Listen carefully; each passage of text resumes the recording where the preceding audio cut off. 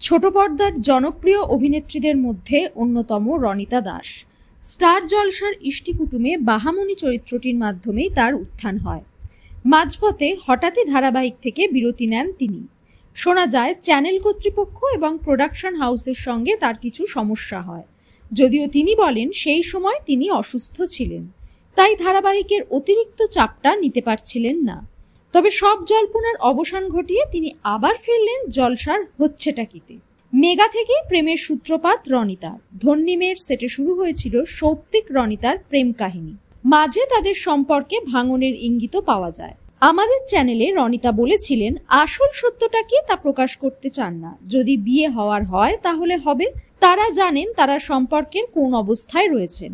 সৌপ্তিক অভিনয় ছাড়াও পরিচালনায় মন দিয়েছেন। সৌপ্তিকের পরিচালনায় দেবীতে পেতনির ভূমিকায় দেখা যাবে রনিতাকে। ইতিমধ্যে তার পোস্টার লঞ্চও হয়ে গেছে।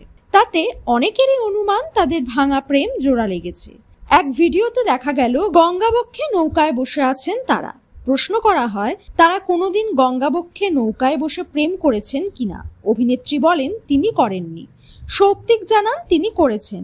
অভিনেতা পরিচালক কিছু বলার আগেই রনিতা বলেন তার সঙ্গে করেননি, হয়তো কোনো আগের প্রেমিকার সঙ্গে করেছেন কিংবা এখনকার প্রেমিকাকে নিয়ে যাবেন।